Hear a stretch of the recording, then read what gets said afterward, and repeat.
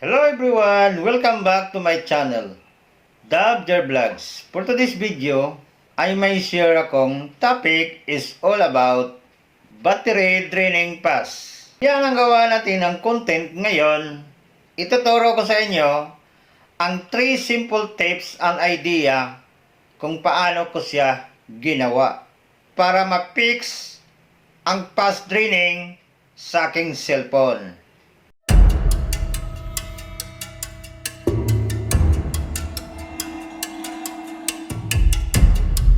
Kung interesado kang malaman, ay panoorin mo ang buong video mula simula hanggang dulo para malaman mo ang gagawin. Pakita ko sa inyo ang percentage ng ating cellphone. I-swipe ko siya pababa at pakita natin ang slider ng ating cellphone. Yan. Taasan ko siya ang brightness para makita nyo ang percentage. Ito ngayon, yan, naka 71% ang percentage ng aking cellphone. Now, let's proceed to step number 1. Close background apps. Isara ang mga apps na nakabukas sa background para makatipid tayo ng battery. Ang una nating gagawin, maisara natin ang ating apps. Dito sa baba, makikita natin ang tray line. Yan. Itap natin ang tray line. At iswipe natin ito pakanan. Makikita natin lahat ng mga nakabukas na apps or running apps. Makikita natin pag sinuswipe natin ito pakanan. So, ang gagawin natin ngayon, para maisira yung mga running apps, itap natin pataas. Ganyan ang pagsara ng mga running apps na nakabukas sa ating screen. Dahil isa yan sa mga dahilan kung bakit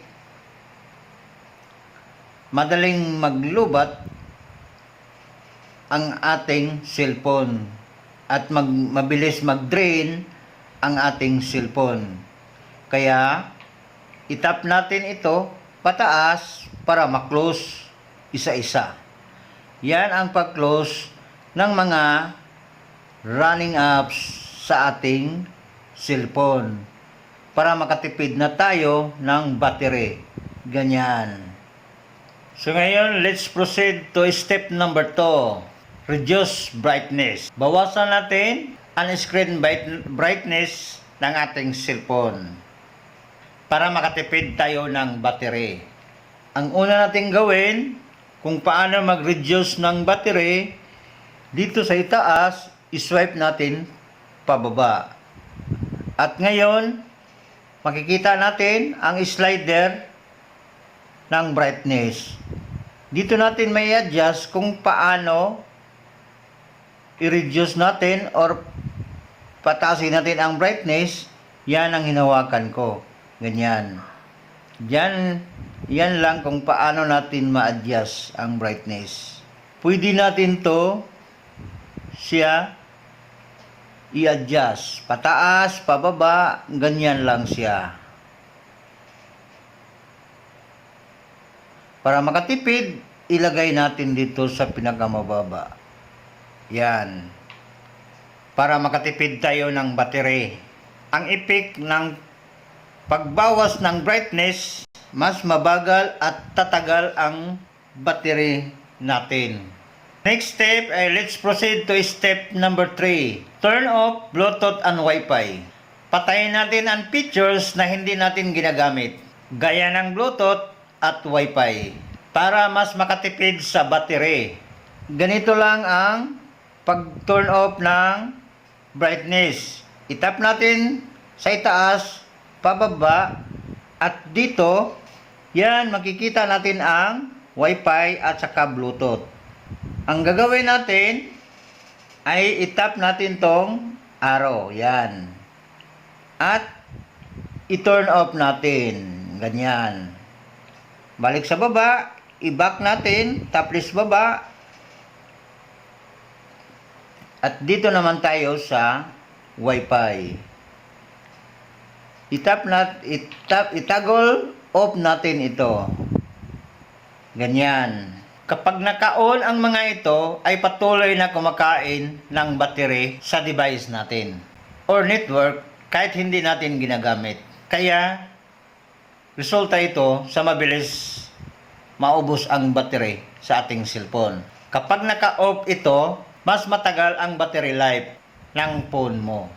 So, tingnan natin ang resulta ng ginagawang 3 steps. Kapag ginagawa ang lahat na steps na ito, makikita nyo na mas mabagal bumaba ang battery percentage natin at mas tatagal ang phone mo bago kailangan natin i-recharge ulit. So ngayon, tingnan natin. Ipakita ko sa inyo ang percentage. Yan ang percentage. Naka 92% pa rin.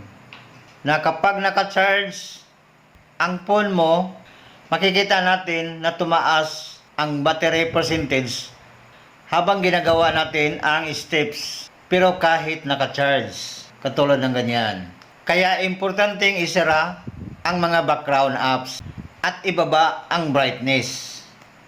Katulad nito, ibaba natin ang brightness para mabilis mapuno at mas makatipid sa battery. Katulad nito.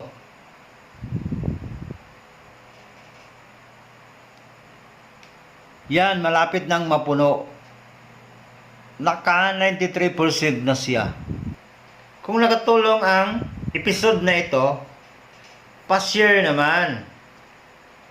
And don't forget to like, subscribe, at i-click ang bell icon para updated ka sa aking mga bagong upload. And don't forget to share with your friends, relatives, to know more useful and helpful tech tips and solusyon.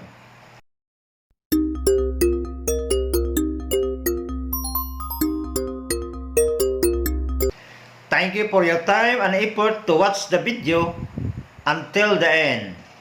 Have a nice day to all. God bless you always. See you next video. Thank you.